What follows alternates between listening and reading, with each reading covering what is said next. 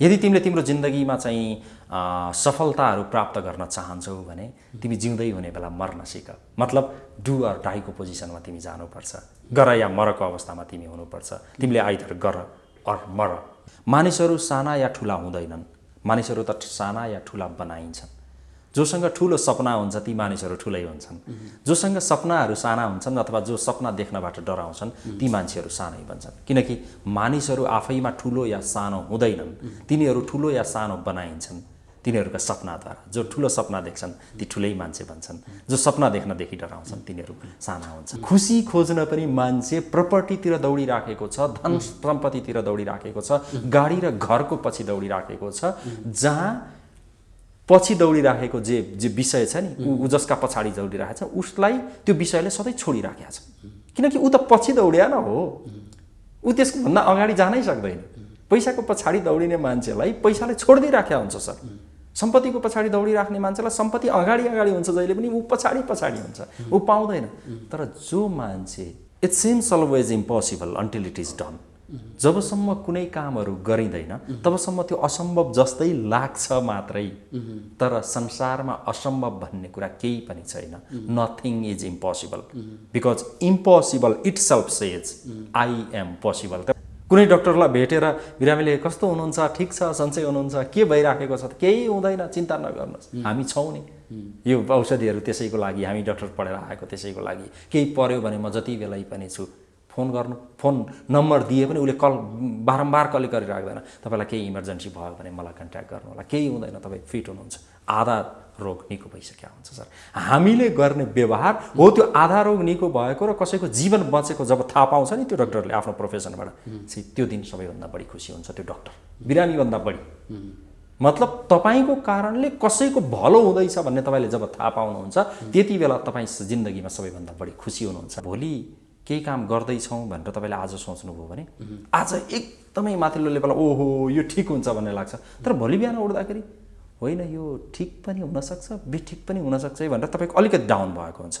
भोलि बेलुकासम्म पुग्दाखेरि होइन यहाँ त रिस्कहरू धेरै छन् भनेर तपाईँ त्यो पाटो त्यसैले इच्छा राख त्यहाँ त्यो सम्भव छ भनेर हामीले सिकाउने काम चाहिँ नि यो स्पिच मार्फत गर्ने हुनाले धेरैजनालाई त्यसले प्रभाव पार्छ। कतिपयले गर्न लागेको काम डराएर बसिराखेको, कतिपयले अब 4-5 वर्ष भयो, 6-7 वर्ष भयो, 10 वर्ष भयो, 10 वर्ष हुनै लाग्यो, मेरो त निस्किएन नाम, अब यो हुँदैन, लोकसेवा भन्ने कुरो मेरो लागि होइन भनेर छोडेर अर्कैतिर जान लागेको, यो परीक्षा भनेको मेरो लागि होइन, यो पढाइ यो विषयमा म गर्न सक्दिनँ अथवा यो क्षेत्रमा चाहिँ मेरो लागि होइन भनेर लामो समयको मेहनत हुन्छ।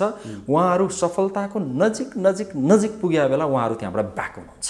हो त्यो ब्याक नगराउनको लागि हामीले भूमिका खेल्न सकिन्छ अथवा मैले खेल्न सक्छु। स्वागत छ हजुरलाई सुनाउ नेपालमा। हस्, थ्याङ्क यू यहाँ र यहाँको सम्पूर्ण टिमलाई। अब तपाईँ मोटिभेसनल स्पिचर, यो भनेको के हो सुरुमा यहाँबाट प्रवेश गरौँ। यो मोटिभेसन भन्ने कुरा के रहेछ भने सबै मान्छेभित्र आफूमा एउटा क्षमता हुन्छ। त्यो क्षमतालाई सबै मान्छेहरूले आफूभित्रकै क्षमताहरूलाई नचिनेका हुन सक्छन् अथवा सबै मान्छेहरूभित्र हिरो हुन्छ। त्यो हिरोलाई चाहिँ नि पत्ता लगाउन नसकेर उनीहरू कता कता भौँतारिरहेका हुन्छन्। हामीले कहिलेकाहीँ कस्तुरीको कथा भन्ने गर्छौँ नि, आफ्नो नाभिबाट आइरहेको गन्ध खोज्न कस्तुरी चाहिँ नि जङ्गलतिर दौडिरहेको हुन्छ। त्यो गन्ध कहाँबाट आइराखेका हुन्छ भनेर कुदिराखेका हुन्छ त्यसलाई भेटाउनको लागि। त्यस्तै हामी मानिसहरूभित्र पनि आफूभित्र एकदम फरक किसिमका क्षमताहरू हुन्छन्, सबैमा एउटै नहुन सक्छ। तर हामी त्यो क्षमतालाई नदेखेर हामी कहाँनिर मेरो चाहिँ नि त्यो क्षमता पाइएला, भेटाइएला अथवा म के को लागि हुँ भन्ने नचिनेर उनीहरू भौँतारिरहेको अवस्था हुन्छ। त्यो आफूभित्रको हिरोलाई जगाउने काम, आफूभित्रको क्षमतालाई चाहिँ चिन्ने काम र आफूभित्र भएको कुनै स्किल अथवा कुनै खालको एउटा फरक एउटा जुन विधा छ जसले उसलाई माथि पुर्याउन सक्छ त्यो कुरालाई चाहिँ चिनाउने काम अथवा चाहिँ त्यो कुराहरूलाई लिएर सपनाहरू देखाउने काम चाहिँ मोटिभेसनको माध्यमबाट हुन्छ भन्ने चाहिँ मेरो बुझाइ हो। जस्तो एपीजे अब्दुल कलामले एउटा सुन्दर भनाइ भन्नुभएको छ, जो भारतको पूर्व राष्ट्रपति, नेपाललाई पनि माया गर्ने एकजना राजनीतिज्ञको रूपमा चिनिनुहुन्छ। उहाँ त्यति मात्रै नभएर एउटा राम्रो फिलोसफर पनि हो। उहाँले भन्नुहुन्थ्यो मानिसहरू साना या ठुला हुँदैनन्, मानिसहरू त साना या ठुला बनाइन्छन्। जोसँग ठुलो सपना हुन्छ ती मानिसहरू ठुलै हुन्छन्, जोसँग सपनाहरू साना हुन्छन् अथवा जो सपना देख्नबाट डराउँछन् ती मान्छेहरू सानै बन्छन्। किनकि मानिसहरू आफैमा ठुलो या सानो हुँदैनन्, तिनीहरू ठुलो या सानो बनाइन्छन् तिनीहरूका सपनाद्वारा। जो ठुलो सपना देख्छन् ती ठुलै मान्छे बन्छन्, जो सपना देख्नदेखि डराउँछन् तिनीहरू साना हुन्छन् भनेर उहाँले भन्नुभएको थियो। त्यसै आफूभित्रको कुरालाई चिन्ने र ती सपनाहरू देख्ने अथवा देखाउनको लागि गरिने कामलाई सामान्य अर्थमा मोटिभेसन भनौँ न। जस्तो अब तपाईँहरू मोटिभेसनल स्पिच दिनुहुन्छ पब्लिकमा, मासमा। हजुर हजुर। तपाईँले भन्नुभयो मोटिभेसनल स्पिच भनेको एउटा क्षमताको पहिचान गर्ने हो। अब त्यो सयौँ मान्छेहरूको बिचमा तपाईँहरूले दिएको स्पिचले मान्छेहरूले आफ्नो क्षमता चाहिँ कसरी पहिचान गर्न सक्छन्? कस्तो हुन्छ भने हामीले त्यही भन्छौँ, तपाईँको इन्ट्रेस्ट, तपाईँले गर्न खोजेको काम, तपाईँ लागेको क्षेत्र अथवा तपाईँलाई चाहिँ नि मनमा केही न केही हुन्छ नि। जस्तो यहाँ चाहिँ टेलिभिजन चलाउँछु अथवा यो सुनौलो नेपाललाई यहाँ पुर्याउँछु, 2-3 वर्ष अगाडिसम्म तपाईँले त्यो त्यो त्यो क्षेत्रलाई अलिकति अगाडिबाट गरेको भए अझ माथि हुन्थ्यो। आज पनि भ्यू राम्रो छ। तपाईँले के भयो भने म यसको लागि बनेको हो कि होइन, म यो काम गर्दा ठिक हुन्छ कि हुन्न भन्ने दुविधामा कतै पर्नुभयो। र त्यस्ता मान्छेहरूलाई के भन्छौँ भने यदि तपाईँको मनदेखि केही कुरामा इन्ट्रेस्ट छ भने दुविधामा नपर्नुहोस्, किनकि यहाँ असम्भव भन्ने कुरा केही पनि छैन। यदि तपाईँ लाग्नुभयो भने म नेल्सन मण्डेला नचिन्ने कोही पनि हुनुहुन्न संसारभरि। उहाँ चाहिँ नि साउथ अफ्रिकन लिडर मात्रै होइन, उहाँ चाहिँ नि एउटा संसारभरिलाई शिक्षा दिन सक्ने एकजना ग्रेट लिडरको रूपमा चिनिनुहुन्छ। उहाँले भन्नुहुन्छ, it seems always impossible until it is done. जबसम्म कुनै कामहरू गरिँदैन तबसम्म त्यो असम्भव जस्तै लाग्छ मात्रै, तर संसारमा असम्भव भन्ने कुरा केही पनि छैन। Nothing is impossible because impossible itself says I am possible. त्यसलाई तपाईँले स्पेलिङलाई हेर्नुभयो भने उहाँले व्याख्या गरेको कुरा चाहिँ इम्पोसिबलको स्पेलिङलाई हेर्नुभयो भने आई एम पोसिबल, म सम्भव छु भनेर आफैले भनिराखेको छ। त्यसैले nothing is impossible in the world.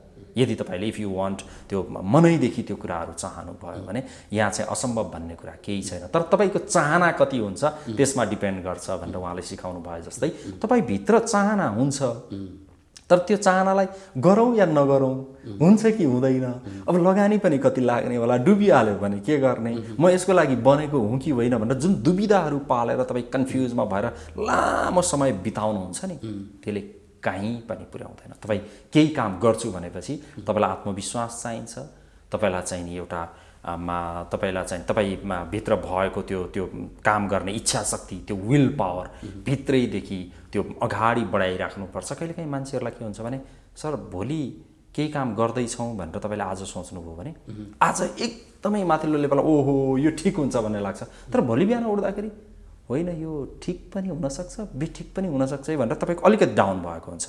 भोलि बेलुकासम्म पुग्दाखेरि होइन यहाँ त रिस्कहरू धेरै छन् भनेर तपाईँ त्यो पाटोबाट पनि जान सक्नुहुन्छ। भनेको जस्तो एउटा अठोट पनि हुनु पर्यो, त्यसमा चाहिँ समय अथवा लगाव पनि हुनु पर्यो। राइट, अठोट चाहियो, अठोट विल पावर, इच्छा शक्ति चाहियो।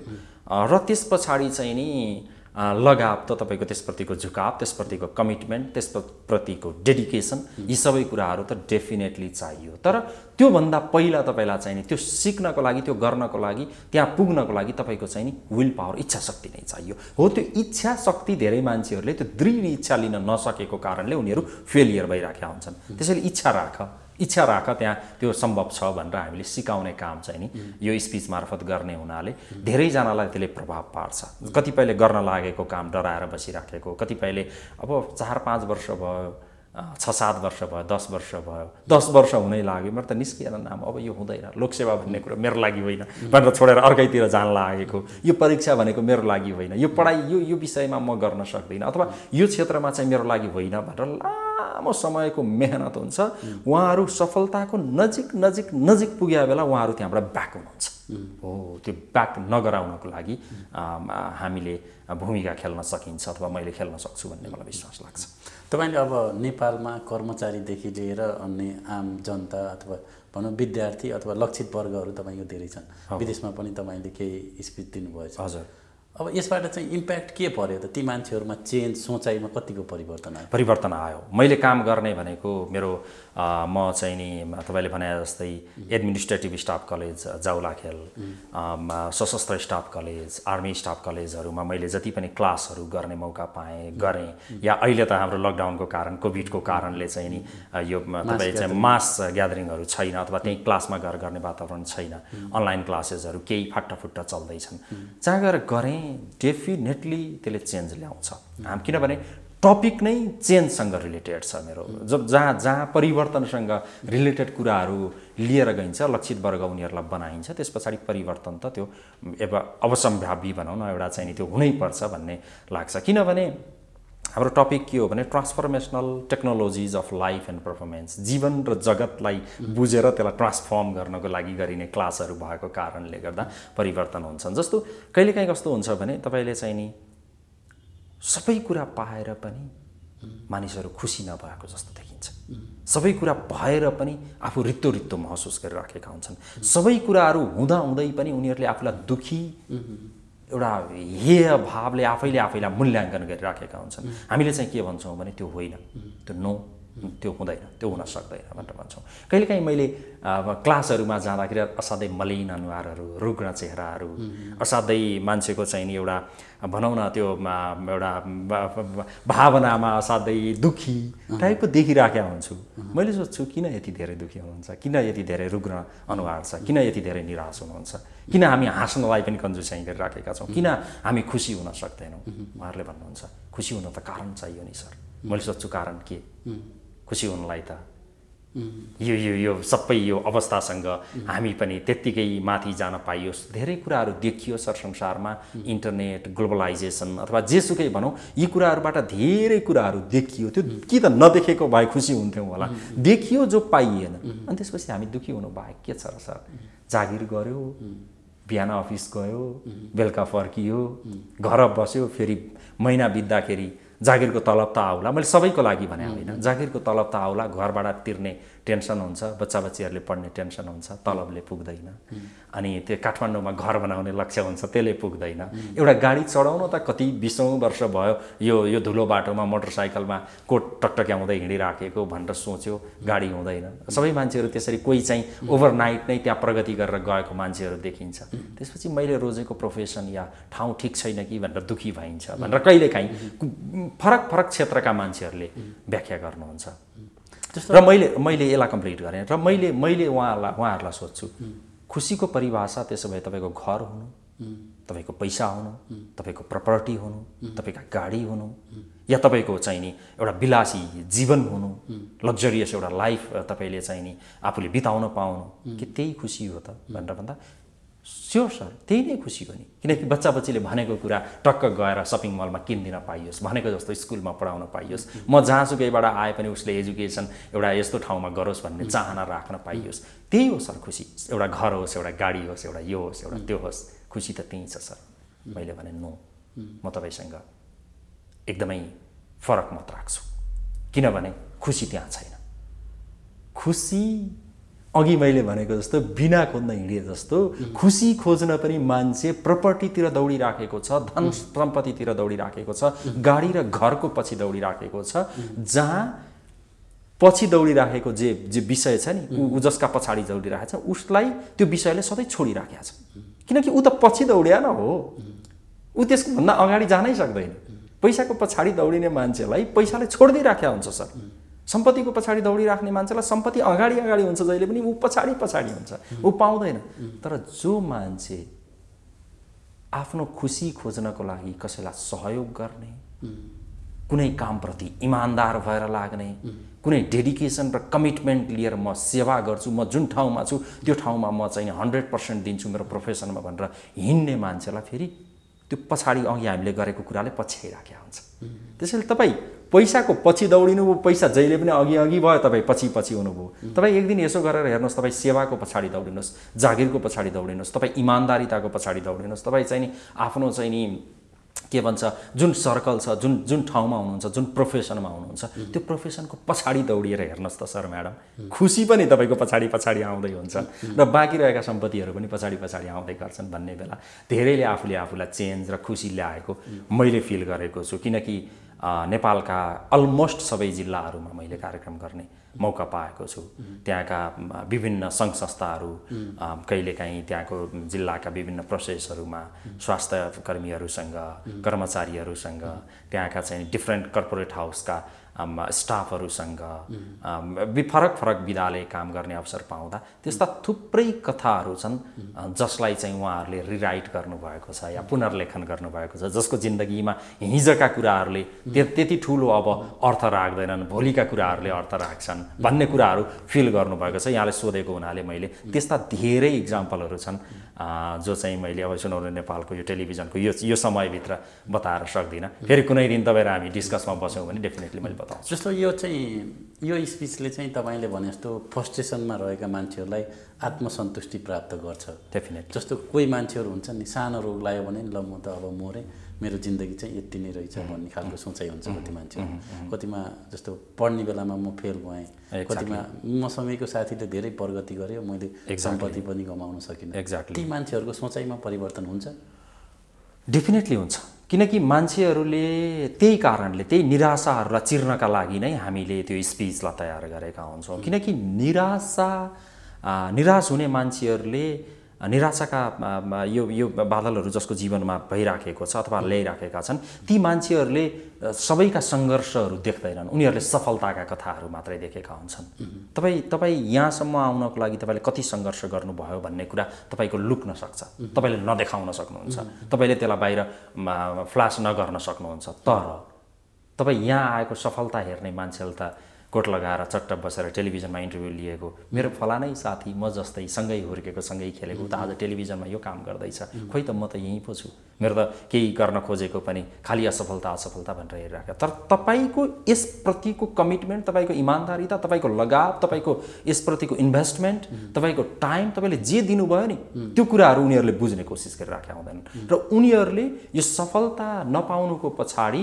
मैले चाहिँ नि मेरो कारण छ भन्ने कुराहरू उनीहरूले फिल गरिराखेका हुँदैनन्। मेरो कहीँ न कहीँ कुनै न कुनै अभाव छ भन्ने कुराहरू उनीहरूले फिल गरिराखेका हुँदैनन् र उनीहरूले अगाडिपट्टि कालो अँध्यारो एउटा चाहिँ नि डार्कनेस मात्रै देखिराखेका हुन्छन् र उनीहरूले बाटो नदेखेपछि उनीहरू निराशातर्फ गइराखेका हुन्छन् अथवा मेरो अन्तिम हो भन्ने कुरा हुन्छ। तर जब तपाईँले म एउटा बाटो बन्द हुँदा धेरैवटा बाटाहरू ओपन हुन सक्छन्, म यहाँसम्म पुगेको मेरा केही कुराहरूले मलाई रोकिराखेको छ, ती कुराहरूलाई सुधारेर गएँ भने म अगाडि पुग्न सक्छु भनेर जसले फिल गर्छ। अल्बर्ट आइन्स्टाइनले एउटा बहुत सुन्दर कुरा भन्नुभएको छ, म तपाईँलाई बताउँछु। उहाँले के भन्नुभएको छ भने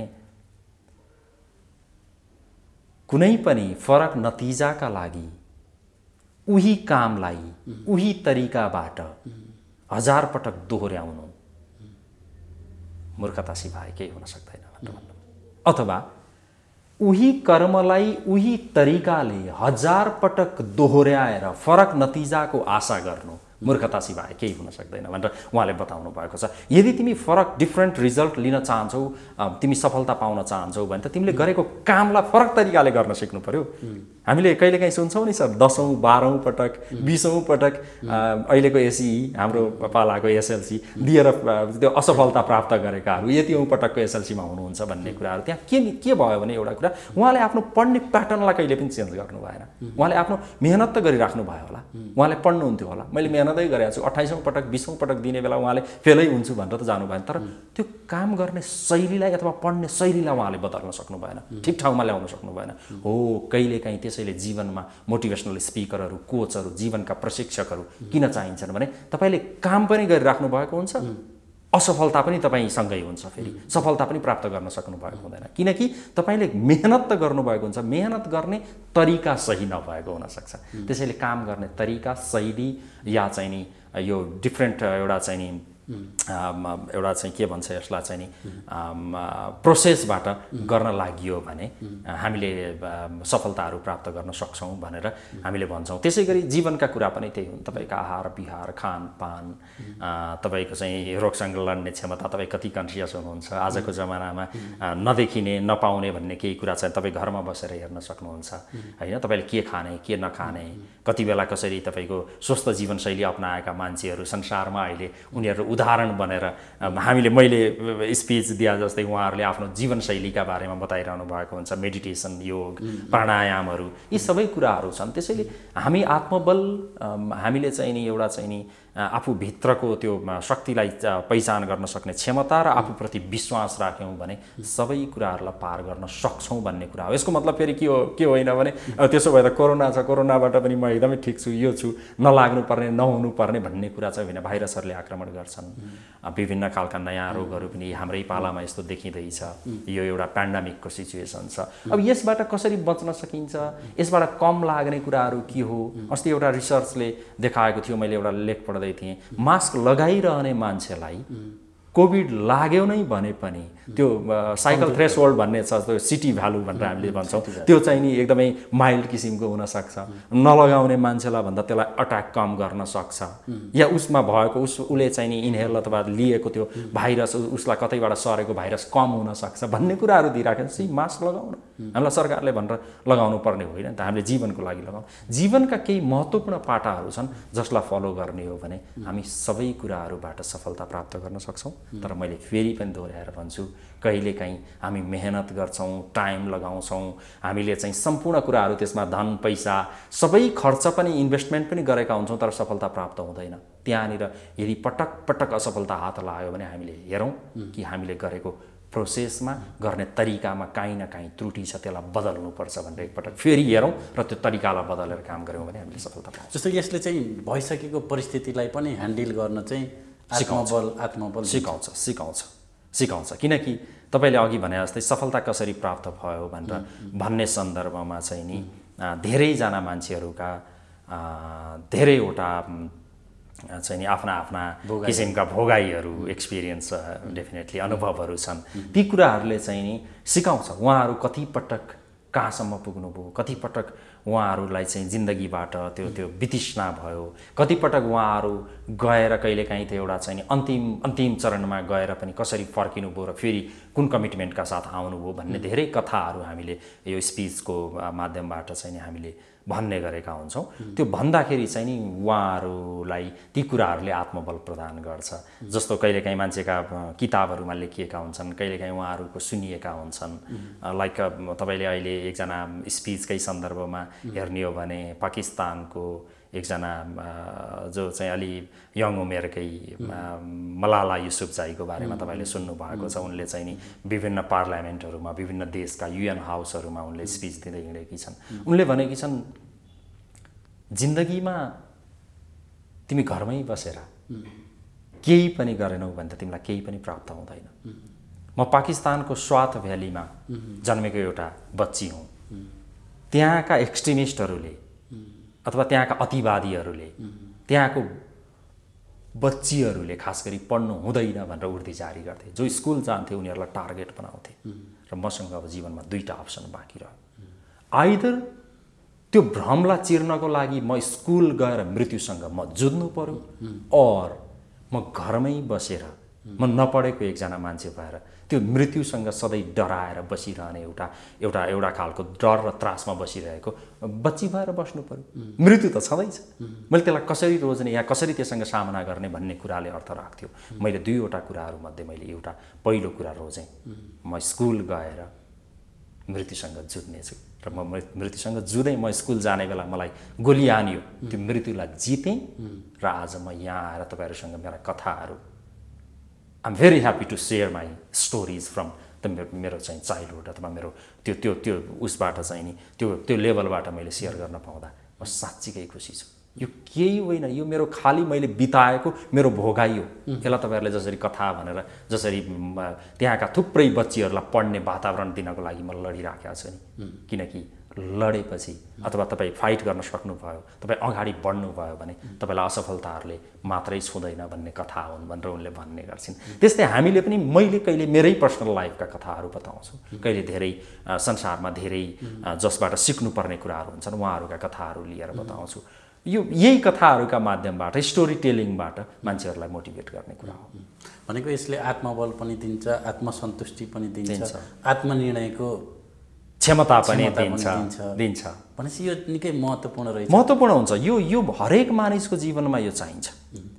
तपाईँ भन्नु पनि विद्यार्थीलाई सफलता प्राप्त गर्नको लागि यस परीक्षामा आत्मबलका साथ जानको लागि म गर्न सक्छु भनेर अगाडि बढ्नका लागि, कर्मचारीहरूमा एउटा बेस्ट डेलिभरीको लागि उहाँहरूले चाहिँ जुन सेवाग्राहीलाई सेवा दिइराख्नु भएको हुन्छ त्यसलाई कसरी बेस्ट बनाउने भन्नको लागि, तपाईँ हामीलाई कसरी हाम्रो प्रोग्रामलाई बेस्ट बनाउने भन्नको लागि, कसरी हाम्रो पर्सनालिटीलाई बेस्ट बनाउने भन्नका लागि, कसरी हामी एउटा चाहिँ नि भ्रममा नभएर हामी चाहिँ नि एउटा आफ्नो जीवनमा त्यसलाई इन्जोय गरेर बाँच्छौँ भन्नको लागि यो हरेक मान्छेको लागि जरुरी छ।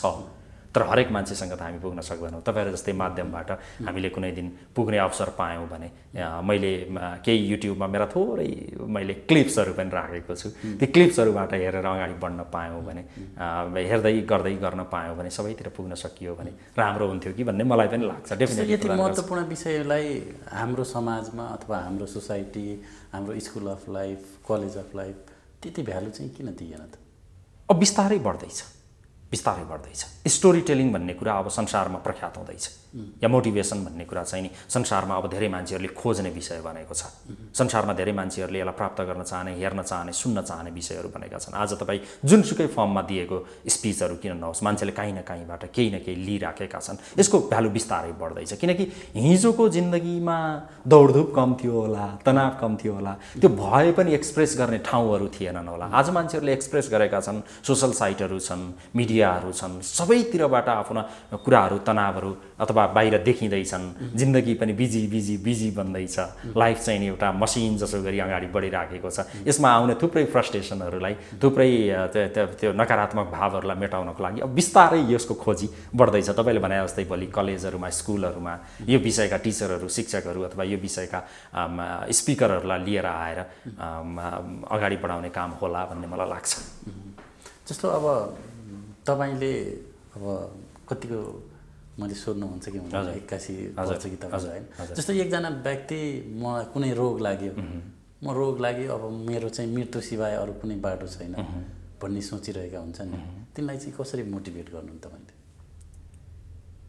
अब संसारले, साइन्सले, टेक्नोलोजीले, मेडिसिनले अथवा चाहिँ नि यो मेडिसिनको दुनियाँले सल्भ गर्न नसक्ने केही त्यस्तो रोग लागेर आफू बसिएको छ भने र उहाँलाई मृत्यु थाहा छ भने, साना रोग पनि आत्मसन्तुष्टि, आत्मबलको कमीबाट त्यसबाट त त्यो आत्मबल जगाउने कुराहरूलाई त उहाँका धेरैवटा मेथडहरू हुन्छन्। त्यसको चाहिँ तपाईँ त्यो भनौँ न मेडिटेसनदेखि लिएर कन्सन्ट्रेसन, तपाईँको चाहिँ म सक्छु भन्ने खालको त्यो एउटा विल पावर, म यहाँबाट पार पाउँछु भन्ने खालका कुराहरू हुन्छन्। तपाईँले भने जस्तै अघिको प्रश्नमा चाहिँ नि जसले मृत्युलाई अगाडि देखिरहेका छन्, कुरिरहेका छन् अथवा चाहिँ मृत्यु हुन्छ भन्ने अथवा त्यो भइराखेको छ, उहाँहरूले चाहिँ नि त्यसलाई हामीले जसरी भनेका छौँ त्यो अन्तिम सत्य नमानेर अगाडि बढ्ने हो भने, हामीले भन्ने गरेका छौँ मृत्यु अन्तिम सत्य हो भनेर, त्यसमा चाहिँ नि मेरो फरक मत छ। मृत्यु अन्तिम सत्य होइन, तपाईँ हाम्रो लागि मृत्यु अन्तिम सत्य हुन सक्छ। सत्यका परिभाषाहरू फरक छन् संसारमा, सत्य एउटै हुँदैन। सत्यलाई आफ्नो तरिकाले डिफाइन गर्न सकिन्छ। तपाईँ र म मृत्युलाई अन्तिम सत्य भनिरहेका छौँ, मृत्युपछि केही पनि छैन भनिरहेका छौँ। तर यही ग्लोबमा, यही ब्रह्माण्डमा, यही पृथ्वीमा त्यस्ता मानिसहरू पनि छन् जसले मृत्युलाई चाहिँ नि यो अर्को जीवनको चाहिँ एउटा सुरुवात हो, रिइन्कार्नेसन अथवा चाहिँ नि त्यो महापरिनिर्वाण, नयाँ एउटा कुनै लाइफको सुरुवात हो भनेर मान्ने मान्छेहरू पनि त छन् नि। आखिरमा मृत्यु अन्तिम सत्य हो या मृत्यु चाहिँ सुरुवात हो अर्को जीवनको? यसलाई त फरक तरिकाबाट फरक सत्यहरू स्थापित छन्। त्यसैले मृत्यु पनि अन्तिम सत्य होइन र यदि आउनै छ भने यो जीवनको प्रक्रियामा आउनै छ भने त्यो सबैको लागि आउने कुरा मलाई पनि आउँछ। तर मैले बाँचुन्जेलसम्मको लागि के गर्न सक्छु र आज म भएर पनि कति कामहरू गर्न सक्छु र के को लागि गर्न सक्छु भनेर उहाँहरू केही काममा लाग्नुभयो। खास गरी अरूको सेवामा, खास गरी अरूलाई खुसी दिने, अरूलाई सन्तुष्टि दिने, आफू जहाँ छु त्यो हिसाबबाट लाग्नुभयो भने त्यो मृत्यु बिस्तारै आफै अथवा त्यो रोग अथवा ती कुराहरू आफै बिस्तारै साइड लाग्दै जाने कुराहरू हुन्छ। त्यो डराएर बस्यो अथवा त्यसबाट एउटा त्रसित भएर बस्यो, त्यसबाट चाहिँ नि अब हुन्छ नि सरेन्डर गरेर हात उठाएर बसिदियो भने त त्यो कुराहरूले फेरि चाहिँ जहिले पनि तपाईँलाई के भन्छ हामी गल्ने भनौँ नेपालीमा होइन, त्यसलाई तपाईँले त्यसले रोगले तपाईँलाई थप आक्रमण गर्ने, थिच्ने कुराहरू, तपाईँको त्यो मेन्टल्ली पनि तपाईँ अलि टायर्ड हुने कुराहरू चाहिँ त्यहाँबाट हुनसक्छ, कमजोर हुने कुराहरू हुनसक्छ। अब एउटा छोटो तपाईँले यही सिलसिलामा हजुर एउटा कथा अथवा एउटा मोटिभेसनल मध्ये तपाईँको छोटो हजुर र एउटा आकर्षक खालको एउटा सुनाइदिनु। मैले चाहिँ नि धेरै ठाउँहरूमा भन्ने गरेको, धेरै क्लासहरूमा म भन्दाखेरि साथीहरूले चाहिँ असाध्यै एप्रिसिएट गर्ने गरेको एउटा खुसीको टपिकलाई तपाईँसँग सेयर गर्न चाहन्छु। अहिले मानिसलाई सबैभन्दा बढी चाहिएको जस्तो लाग्छ खुसी, किनकि मान्छेहरू दुःखी छन्। यो दुःखले उनीहरूलाई चाहिँ नि तपाईँले भने जस्तै उनीहरूको इम्युनिटीलाई कमजोर बनाइरहेको छ, उनीहरूको जिन्दगीमा चल्ने कामहरूलाई असर गरिराखेको छ। किनभने दुःखी भएपछि त तपाईँले सोचेको त्यो डेलिभरी दिनै सक्नुहुन्न, तपाईँले चाहिँ नि तपाईँ आफू त्यहाँबाट अगाडि बढ्नै सक्नुहुन्न। त्यसैले म खुसीको सन्दर्भमा कुरा गर्दाखेरि संसारमा खुसी मापन गर्ने पनि त्यो रिसर्चहरू पनि भएका छन्। ह्याप्पिनेस इन्डेक्स भनेर भन्ने हो भने त्यही हिसाबले अहिले हाम्रो नेपाल सरकारको जो स्लोगन छ ह्याप्पी नेपाली, प्रस्परस नेपाल भनेर होइन, सुखी नेपाली, समृद्ध नेपालको जुन नारा छ त्यो पनि हामी खुसी सुखी हुनको लागि खुसीको सन्दर्भसँग जोडिएर भएको छ, त्यसरी ल्याएको छ नेपाल सरकारले भन्ने लाग्छ। सुरुवातमा अलिकति तपाईँलाई चाहिँ अलिकति एउटा क्लिप्सको रूपमा दिएको थिएँ। खुसी त्यो हामीले भन्दाखेरि इट्स अ ह्याबिट, यो चाहिँ एउटा बानी हो जो तिमीले आफूले निर्माण गर्ने हो। खुसी हुनको लागि अरू त्यति धेरै कुराहरू केही चाहिँदैन, किनकि संसारमा पुगेको त कसलाई छ सर? संसारको एक नम्बर धनी व्यक्तिलाई म दोस्रो हुन्छु कि भन्ने चिन्ता त्यत्तिकै छ सर। मलाई भोलि अर्कोले उछिनिहाल्ला कि भन्ने त्यत्तिकै चिन्ता छ। उसलाई पनि पुगेको छैन सर, सम्पत्तिले पुग्ने भए त पुग्थ्यो होला। बिल गेट्सको नाम सुन्नुभयो यहाँले? कैयौँ पटक संसारको धनी व्यक्ति भएका सफ्टवेयर कम्पनीका मालिक बिल गेट्सले यही खुसीको सन्दर्भमा एउटा आफ्नो बायोग्राफी लेख्ने बेला चाहिँ नि एउटा टपिकमा एउटा विषयलाई छिराएका छन्। धेरै मानिसहरूले संसारमा धन सम्पत्ति पैसा जे भन्यो त्यही खालको जीवन सबै कुराहरू भएपछि खुसी पाइन्छ या खुसी मिल्छ भन्ने सोचेको देखेँ र धारणा देखेँ। तर त्यसो हुन्थ्यो भने त संसारमा म जति पटक एक नम्बर धनी बने संसारको सबैभन्दा खुसी व्यक्तिमा पनि त बिल गेट्स आउनु पर्थ्यो नि त। आएन। Happiest person in the world भनेर भनौँ न, त्यो पनि त मै हुनु पर्थ्यो नि त। किनकि एक नम्बर धनी मान्छे सबैभन्दा बढी सुख सुविधा यो भएको कुरा प्रपर्टीहरू गाडीहरू जे भन्यो त्यही गर्न सक्ने मान्छे त मै हुन्थ्यो होला, म खुसी हुनु पर्थ्यो। तर त्यस्तो त भएन, त्यो त हुँदैन रहेछ। त्यसैले खुसी यी तिम्रा जति पनि भौतिक कुराहरूमा खोजिराखेका छौ त्यहाँ खुसी प्राप्त हुँदैन, त्यहाँ खुसी छैन। खुसीको लागि तिमी आफूभित्र खोज। खुसी तिम्रो एउटा ह्याप्पिनेस इज अ ह्याबिट। तिमीलाई खुसीलाई तिमीले आदत बनाऊ। खुसीसँग बाँच्नको लागि तिमीले प्रयास गर्दै जाऊ, तिमी जिन्दगीमा खुसी हुन्छौ। त्यति मात्रै होइन, खुसी हुने एउटा संसारमा सबैभन्दा बढी खुसी हुने व्यक्तिको एउटा मात्रै कारण हुन्छ भनेर उनले भने। त्यो कारण बडो इन्ट्रेस्टिङ पूर्वक मैले पढ्दै गएँ। पढ्ने बेलामा उनले भने थुप्रै मान्छेहरूका भ्यूहरू बुझेर उनले त्यसमा लेख्दाखेरि उनले भनेका छन्, कति मान्छेहरूलाई सोधेँ खुसी के हो? कति मान्छेहरू भन्छन् खुसी छोराछोरी हो, खुसी उनीहरूको सफलता हो, खुसी पाएको नतिजा प्राप्त गर्नु हो, खुसी एउटा चाहिँ नि आफूले चाहेको हुन्छ नि आफूले इच्छा लागेको कुरा चाहिँ जीवनमा प्राप्त गर्नु खुसी हो, खुसी प्राप्ति हो, खुसी प्रपर्टी हो, खुसी धन हो, खुसी मेरा छोराछोरीहरूको समृद्धि हो, खुसी यो हो, खुसी त्यो हो भनेर धेरै मान्छेहरूले चाहिँ नि आफूको वरिपरि आफूलाई केन्द्रमा राखेर आफूलाई चाहिने कुराहरू प्राप्त गराएपछि आफू अनुकूल व्याख्या गरे। तर उनले भनेका छन् सबैभन्दा बढी खुसी त्यो होइन, र खुसी प्राप्त हुने ठाउँ पनि त्यो होइन। अनि उनले लेखेका छन् कुनै देशमा कुनै एउटा अफ्रिकन कन्ट्रीमा एक छाक खान नपाएर कुनै एउटा बच्चा भुकमरीले मृत्युवरण गर्ने अवस्थामा पुगेको होस्, एउटा फोटो सार्वजनिक भयो नि, जो फोटोग्राफरले पछि चाहिँ नि सुसाइड गरे भनेर अथवा चाहिँ उनले डेथ अथवा त्यो उनको मृत्यु भयो अथवा के कारणले सुसाइड नै गरे भनेर भनिन्छ। उनले एउटा फोटो खिचेका थिए, एउटा गिद्धले चाहिँ नि एउटा बच्चा, एउटा अफ्रिकन बच्चा, हाम्रो पत्रिकाहरूमा पनि त्यो फोटो सार्वजनिक भयो, एउटा बच्चालाई चाहिँ नि ऊ कति बेला उसको प्राण जान्छ र खाउँला भनेर बसिरहेको फोटो सार्वजनिक गरेका थिए। त्यो बेस्ट एउटा चाहिँ पिक्चर भनेर संसारभरि एकदमै त्यसले चर्चा पायो। संसारमा तपाईँ हामी जस्तै एकजना व्यक्ति एक छाक खाना खान नपाएर मृत्युलाई पर्खिरहेको होस् अनि तपाईँ सबैभन्दा धेरै सम्पत्ति, धन र मसँग समृद्ध जीवन छ भनेर घमण्ड गरिरहनुहोस्, तपाईँ खुसी हुन सक्नुहुन्छ? नो, सक्नुहुन्न। संसारमा एकजना व्यक्ति एउटा सामान्य खोप नपाएर पैसाको अभावमा या चाहिँ त्यो देशले अथवा कहीँ दिन नसकेको अवस्थाबाट गुज्रिरहेर उसले चाहिँ अकालमा मृत्युवरण गर्न परिराखेको होस्, सामान्य एउटा भनौँ न, संसारमा धेरैवटा त्यस्ता किसिमका भ्याक्सिनहरू छन्, सामान्य एउटा भ्याक्सिन नपाएर उसले अकालमा अथवा उसको युवा अवस्थामा उसलाई मृत्युलाई पर्खिरहेको अवस्था होस् र म यहाँ सबैभन्दा समृद्ध मान्छे भएर कसरी खुसी हुन सक्छु?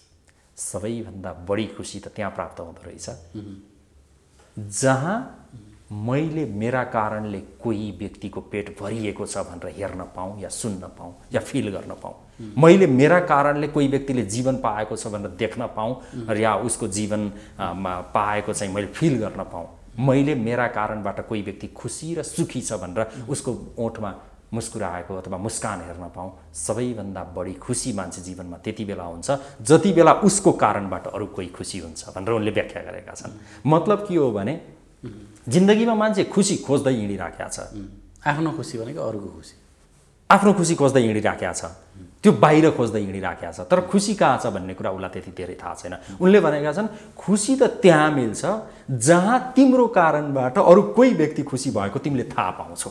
माई गड, हेर्नुहोस् त सर, सुनौलो नेपाल टेलिभिजनका कारणले समाजलाई मैले यति ठुलो परिवर्तनको लागि भूमिका खेलेको छु र मेरो कार्यक्रम यतिजनाले हेरेर यो खालको आफ्नो जीवनलाई बदल्नु भएको छ, राजनीतिक सिस्टम बदलिएको छ या चाहिँ मान्छेहरूको सोच्ने धारणा बदलिएको छ, मैले दिएको इन्फर्मेसनहरूबाट कैयौँ मान्छेहरूलाई मैले सेभ गर्न सकेको छु, कैयौँ मान्छेहरूलाई सूचनाको मैले चाहिँ नि एउटा सम्प्रेषण, सही सूचना सम्प्रेषण गर्न पाएको छु भन्ने थाहा पाउने दिन सर सुनौलो नेपालमा सबैभन्दा धेरै एड आएको दिनमा भन्दा डेफिनेटली कैयौँ गुणा बढी खुसी हुनुहुन्छ, आत्मसन्तुष्टि प्राप्त हुन्छ। किनकि सरको सफलता त्यहाँसँग नापिन्छ जहाँ तपाईँको कारणबाट अरू मान्छेहरूले के फिल गर्दैछ।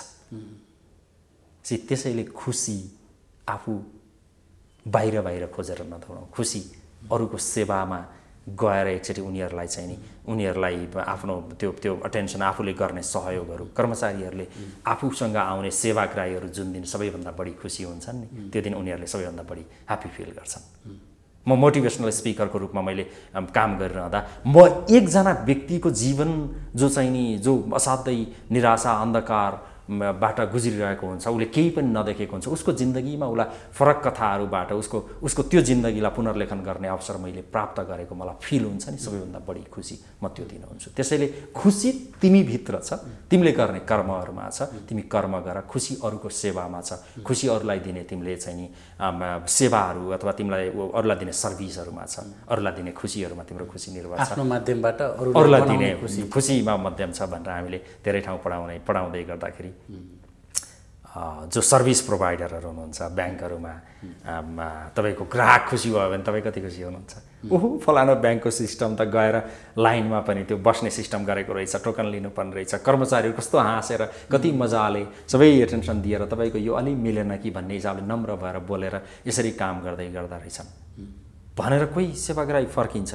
कुनै डक्टरलाई भेटेर बिरामीले कस्तो हुनुहुन्छ, ठिक छ, सन्चै हुनुहुन्छ, के भइराखेको छ, केही हुँदैन, चिन्ता नगर्नुहोस्, हामी छौँ नि, यो औषधिहरू त्यसैको लागि, हामी डक्टर पढेर आएको त्यसैको लागि, केही पर्यो भने म जति बेलै पनि छु, फोन नम्बर दिए पनि उसले कल बारम्बार कल गरिराख्दैन। तपाईँलाई केही इमर्जेन्सी भयो भने मलाई कन्ट्याक्ट गर्नु होला, केही हुँदैन, तपाईँ फिट हुनुहुन्छ। आधा रोग निको भइसक्यो हुन्छ सर। हामीले गर्ने व्यवहार हो त्यो आधा रोग निको भएको र कसैको जीवन बचेको जब थाहा पाउँछ नि त्यो डाक्टरले आफ्नो प्रोफेसनबाट, त्यो दिन सबैभन्दा बढी खुसी हुन्छ त्यो डाक्टर, बिरामीभन्दा बढी।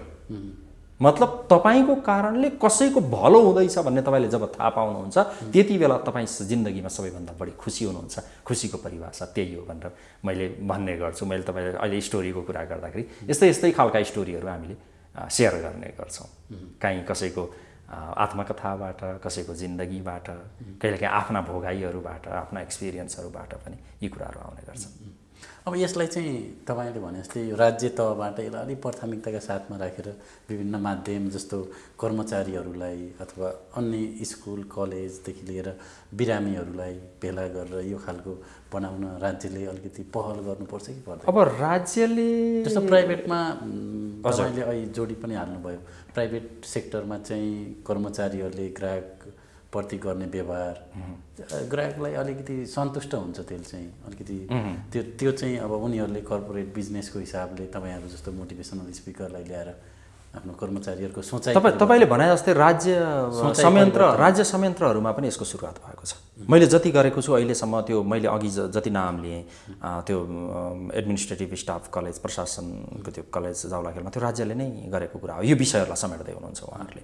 यो appreciative inquiry, integrity, ethics, motivation भन्ने विषयहरूलाई अब समेट्दै गइराखेका छौँ। राज्यले पनि गरिराखेको छ। म सबै ठाउँ डुलेर मैले चाहिँ अहिलेसम्म प्राइभेट सेक्टरका वर्करहरूलाई या चाहिँ नि त्यहाँ काम गर्ने इम्प्लोइहरूलाई मात्रै गरेको छु भन्ने कुरा होइन। मैले राज्य संयन्त्रका थुप्रै ठाउँहरूमा गर्ने गरेको छु। यसलाई कर्मचारीप्रति, सेवाग्राही सरकारी कर्मचारीप्रति जति असन्तुष्ट हुन्छन् नि उनीहरूले गर्ने व्यवहार, उनीहरूले बोल्ने बोली, उनीहरूको जुन अफिसमा बसेपछि देखाउने हावभावहरू, त्यो प्रति अलिकति जनताहरूप्रति आक्रोश छ नि त। मैले त्यही हुनाले अघि कुरा गरेको थिएँ। मैले त्यही हुनाले खुसीको टपिक ल्याएको थिएँ। संसारमा मान्छे खुसी हुनको लागि आफूले जिन्दगीभर मेहनत, जिन्दगीभर पसिना बगाएर आर्जन गरेको सम्पत्ति अरूको सेवामा लगाउँछ मात्रै खुसी हुनको लागि, खुसी हुनको लागि। सर म्याडम, मैले त्यही हुनाले मैले कहिलेकाहीँ सरकारी अथवा चाहिँ कर्मचारीहरूसँग कुराकानी गर्ने बेला भन्छु, सर म्याडम तपाईँले त अरूलाई सर्भिस गर्ने काम गर्नुभएको छ, जसका कारणले तपाईँका सेवाग्राहीहरू खुसी हुन्छन्।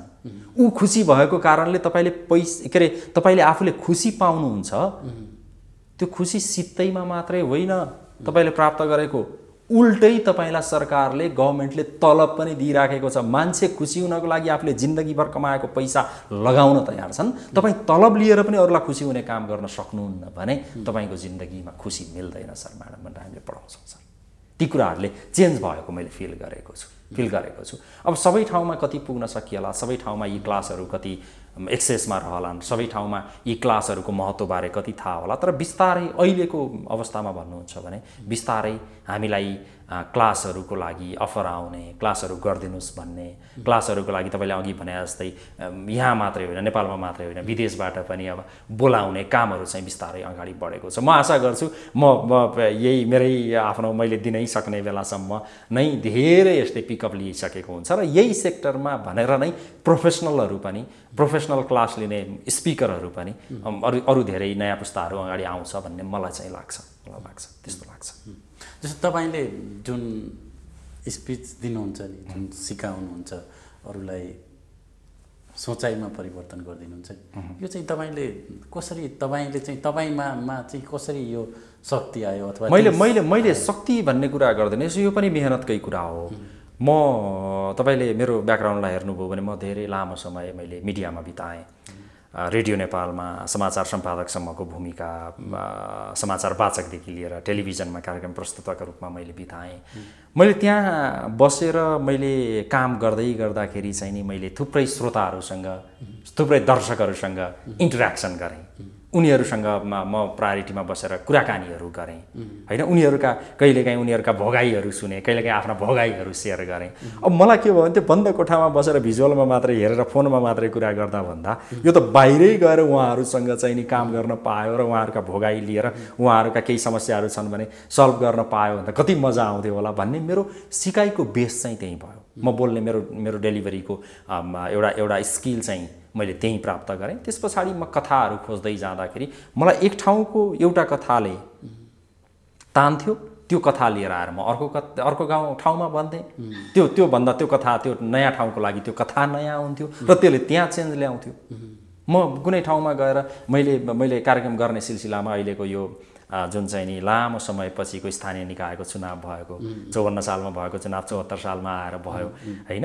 यो स्थानीय निकायको चुनाव भइसकेपछि स्थानीय जनप्रतिनिधिहरू आउनुभयो। जनप्रतिनिधिहरू आइसकेपछि उहाँसँग लामो समय खाली भएको ठाउँमा प्रतिनिधिहरू आएपछि अपेक्षाहरू स्वतः बढे। अब उहाँहरूले कसरी काम गर्ने, ती अपेक्षाहरूलाई कसरी फुलफिल गर्ने भन्ने सन्दर्भमा हाम्रा क्लासहरू पनि उहाँहरूले राख्नुभयो। मैले उहाँहरूलाई गएर मैले भन्ने गर्थेँ, सर हामी सामान्य काम गरौँ न, सामान्य थोरै मात्रै काम गरौँ, जनतालाई विश्वासमा लिएर काम गरौँ, तपाईँप्रति आशा गरिएका मान्छेहरूलाई निराशामा परिणत नगर्नको लागि काम गरौँ, हामीले क्वालिटीका कुराहरू बनाऊँ, हामीले आफ्नै ठाउँको आफ्नै एरियाको रुल बनाऊँ। केही परेन, तपाईँलाई विकासको लागि जुन बजेटहरू आउँछ सही ठाउँमा सदुपयोग भयो या भएन भनेर मोनिटरिङ गर्नुहोस्, हेर्नुहोस् तपाईँको मातहतमा गएका कुराहरू ठिक छन् या छैनन्, मिसयुज पो भएका छन् कि भनेर तपाईँले चाहिँ ठाउँमा दौडिनुहोस्, जनताहरूसँग इन्टरेक्सन गर्नुहोस्। कुनै बाटो बनिरहेको ठाउँमा अहिले तपाईँको स्टुडियो अगाडि बाटो बन्दैछ, यहाँका मानिसहरूले यो बाटो कुन स्ट्यान्डर्डमा बन्नुपर्ने थियो त्यो बनिरहेको छ या छैन भनेर हेरेर जागरुक भएर कहिलेकाहीँ आफै ठ्याक्कै नउत्रे पनि आफ्ना प्रतिनिधिहरूलाई यसको थिकनेस चाहिँ नि, यसको पिच चाहिँ नि यति इन्च हुनुपर्नेमा, क्वालिटी चाहिँ यति इन्च हुनुपर्नेमा त्यस्तो त देखिँदैन नि, यो अलि कमजोर भएको त होइन, के स्ट्यान्डर्डमा लगाइएको थियो, बजेट कति थियो, अथवा हामीले उनीहरूलाई दिएको कुरा र अहिले त्यो स्ट्यान्डर्ड मिट गरेको छ कि छैन भनेर मात्रै तपाईँ एउटा सजग नागरिकको हिसाबले चाहिँ खबर मात्रै गरिदिनु भयो भने त्यो प्रतिनिधिले त्यसलाई हेर्ने अथवा चाहिँ रिभ्यू गर्ने मौका पाउँछन्। तपाईँहरूले रिभ्यू गरिदिनुहोस्, तपाईँ जानुहोस्, तपाईँले दिएको पुलमा उनीहरूले राख्नुपर्ने रडहरू चाहिँ त्यही स्ट्यान्डर्डको राखेका छन् या छैनन् होइन, त्यो बन्नुपर्ने बाटोमा त्यही खालको ब्ल्याक टप त्यही लेभलको पिच भएको छ कि छैन। तपाईँको यदि बदमासी कसैले गरेछ भने एउटा काम गर्नुहोस्, म 5 वर्षको लागि आएको जनप्रतिनिधि हुँ, तिम्रो बदमासी मैले यो ठाउँमा भेटेँ, अब अरू धेरै कुराहरू मबाट तिमीले सजाय भोग्न नपरे पनि एउटा कुरा चाहिँ नि मैले एउटा काम गर्दैछु, मेरो यो 5 वर्ष अवधिभरि तिमीले जुन बदमासी गर्यौ नि त्यही कारणले तिमीले अर्को पटक चाहिँ नि मेरो कम्पनीमा तिमी अथवा मेरो ठाउँमा, मेरो एरियामा, मेरो नगरपालिका या मेरो गाविसमा तिमी चाहिँ नि यो टेन्डर बिट गर्नको लागि अथवा तिमी काम गर्नको लागि इलिजिबल छैनौ भन्ने कुरा चाहिँ मैले लेखेँ, तिम्रा यी गल्तीहरूबाट भन्ने काम गरिदिनुहोस् न सर, कति मान्छेहरू सुध्रिन्थ्यो होला भनेर हामीले कुराहरू गऱ्यौँ। मतलब के हुन्छ भने यी कुराहरूबाट चेन्ज भएको छ सर, चेन्ज भएको छ र चेन्ज हुन्छ। यो कामहरू गर्ने कुराले पनि हामीलाई खुसी पनि त्यहीँबाट प्राप्त गर्ने। त्यो भएपछि के भन्छ, जनताले धन्यवाद भन्छन्। त्यो जनताको धन्यवाद, जनताको चाहिँ नि खुसी, जनताको सेलिब्रेसनमा माई गड, त्यसपछि त आफ्नो खुसीको सीमै रहँदैन। खुसीको माध्यम पनि त्यही हो भन्ने मलाई लाग्छ। हस्, महत्त्वपूर्ण समय यहाँले उपलब्ध गराउनु भयो। अन्त्यमा तपाईँले केही भन्न चाहनुहुन्छ? त्यस्तो केही धेरै भन्नुपर्ने छैन, यहाँले अलिकति सोध्नुभयो। हामी छोटो समयमा केही कुराहरू गऱ्यौँ। हामीले यद्यपि आजको कार्यक्रममा स्टोरीहरूलाई हामीले खास प्रस्तुत गरेका छैनौँ। जीवनमा सबैभित्र क्षमताहरू छन्, ती क्षमताहरू सबैको एउटै नहुन सक्छ। फरक विधामा आफूभित्र केही न केही क्षमताहरू छन्, त्यसलाई एक्सप्लोर गर्नुहोस्, त्यसलाई पत्ता लगाउनुहोस्, त्यो क्षमताको उपयोग गर्नुहोस्, त्यसमा विश्वास राख्नुहोस् र त्यसमा मेहनत गर्नुहोस्। तपाईँ एकदमै एक दिन कुनै न कुनै दिन सफल बन्न सक्नुहुन्छ। तर कुरा गर्दै गर्दा या हामी अन्त्यमा आएर भन्दै गर्दा तपाईँले चाहिँ नि स्टिभ जब्सले बडा सुन्दर कुरा भनेका छन्, एप्पल कम्पनीको फाउन्डर होइन, जसले चाहिँ नि आज संसारकोमा चाहिँ नि मोबाइल टेक्नोलोजी या ल्यापटपहरू या इलेक्ट्रोनिक सामानहरूमा चाहिँ नि उनले एउटा फरक पहिचान दिएका स्टिभ जब्सले चाहिँ आफ्ना विभिन्न स्पिचहरूमा भन्ने गरेका छन्, if you want to achieve the heaven in your life, learn to die when you are alive भनेर उनले भनेका छन्। यदि तिमीले तिम्रो जिन्दगीमा चाहिँ सफलताहरू प्राप्त गर्न चाहन्छौ भने तिमी जिउँदै हुने बेला मर्न सिक। मतलब डु अर डाईको पोजिसनमा तिमी जानुपर्छ। गर या मरको अवस्थामा तिमी हुनुपर्छ। तिमीले आइदर गर अर मर। मतलब हुन्छ नि तिमी 100% देऊ, आफ्नो कामलाई त्यसरी लभ गर्न सिक्यौ भने मात्रै तिमी अगाडि बढ्न सक्छौ भनेर भनेका छन्। माइकल ज्याक्सन जसको नाम थुप्रै युवा पङ्क्तिमा आज पनि त्यतिकै पपुलर छन्। यद्यपि स्टिभ जब्स पनि आज फिजिकली छैनन्, माइकल ज्याक्सन पनि छैनन्। माइकल ज्याक्सनलाई एकजना तपाईँ यसै हामी कुरा गरे जस्तै एकजना टेलिभिजन कर्मीले एउटा प्रश्न सोधेका छन्, मिस्टर ज्याक्सन, मिस्टर माइकल, तिमी संसारमा यति धेरै पपुलर भयो, यति धेरै तिम्रो फ्यान फलोइङहरू छन्, अनि यत्रो धेरै मान्छेहरू चाहिँ नि तिम्रो पछाडि छन् र तिमीलाई मान्छन्, तिम्रो यो क्षमता, तिम्रो यो कलालाई कदर गर्छन्, वास्तवमा तिम्रो लागि खुसी या स्वर्ग भनेको यही त होला नि, अथवा तिम्रो लागि तिमी पुग्नुपर्ने ठाउँ कहाँ हो भनेर सोध्ने बेला उनले भनेका छन् डेफिनेटली यही हो। मेरो लागि यही काम, यही पेसा, यही कला, यी नै दर्शकहरू, यी नै समर्थकहरू मेरो लागि चाहिँ नि स्वर्ग हुन्। तिमीले ठिकै भन्यौ। The heaven in my life is my profession भनेर उनले डिफाइन गरेका छन्। अथवा मेरो जीवनमा मेरो पेसा नै, मेरो कला नै, मैले गरिरहेको काम नै मेरो स्वर्गको रूपमा परिभाषित भएको छ र म जे गर्दैछु त्यही पुग्नको लागि गर्दैछु भनेर उनले डिफाइन गरेका छन्। त्यसै गरी तपाईँले पनि आफ्नो काम, आफ्नो पेसा, आफू गरिरहेको जुनसुकै तपाईँको चाहिँ नि आफूले मनमा लिएर गरिरहेको विषयलाई तपाईँले चाहिँ नि प्रायोरिटीमा राख्नुभयो भने तपाईँको जिन्दगीमा स्वर्ग, खुसी अथवा हरेक कुराहरू तपाईँले त्यहीँबाट प्राप्त गर्न सक्नुहुन्छ भनेर मैले हाम्रो दर्शकहरूलाई भन्न चाहन्छु। र यहाँको टेलिभिजन असाध्यै पपुलर एउटा चाहिँ नि मिडिया छ यहाँको। अब हाम्रो इन्टरभ्यू पनि पक्कै धेरैले हेरेर फिडब्याकहरू, कमेन्ट्सहरू दिनुहुनेछ। यहाँलाई धेरै धन्यवाद दिन चाहन्छु। धन्यवाद।